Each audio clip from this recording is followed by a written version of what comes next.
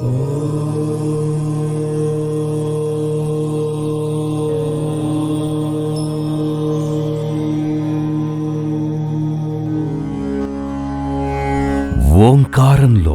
ఎన్నో అద్భుత రహస్యాలు దాగి ఉన్నాయి. ఈ విషయం అతి ప్రాచీన కాలంలోనే భారతీయ మహర్షులు గుర్తించి మనకందించారు. ఓంకారం ఆ అకార, ఊ ఉకార, మా మకారం అనే మూడక్షరాల కలయిక. ఈ ఓంకారమే సృష్టి స్థితి లయలకు ప్రతీక. ప్రపంచంలో ఈ భౌతిక సృష్టి ప్రారంభం కాకముందే మొట్టమొదటగా ఈ ఓంకారమే విశ్వమంతా వ్యాపించింది. అదే మరికొంతకాలానికి భూమి, నీరు, నిప్పు, గాలి, ఆకాశం అనే పంచభూతాలకు అస్తిత్వాన్ని కూడా ఇచ్చింది. ఒక చిన్న కణం నుండే సకల జీవరాశుల ఉత్పత్తి ప్రారంభమై చివరగా పరిపూర్ణ మానవుడు ఉద్భవించాడు. సమస్త జీవరాశులను మరియు పంచభూతములను రక్షించేవాడే మానవుడు.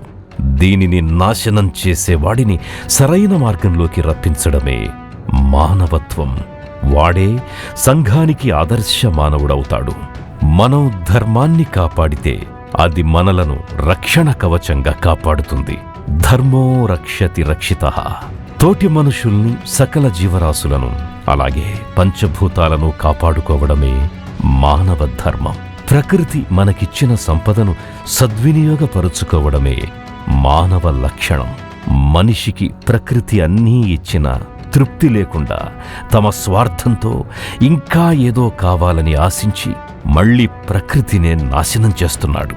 కాలక్రమేణా మానవుడు సాంకేతిక పరిజ్ఞానంతో ఎంతో అభివృద్ధి సాధించాడు, ఇంకా సాధిస్తున్నాడు. కాని వాటిని సద్వినియోగపరుచుకోవడం చేతకాక సమాజం యావత్తు విలువలు కోల్పోవడం మొదలయ్యింది. వాటిలో నేర ప్రవృత్తి పెరగడం, వివిధ రకాల కాలుష్యాలు పెరగడం, మనుషుల్లో అభద్రతా భావం పెరగడం.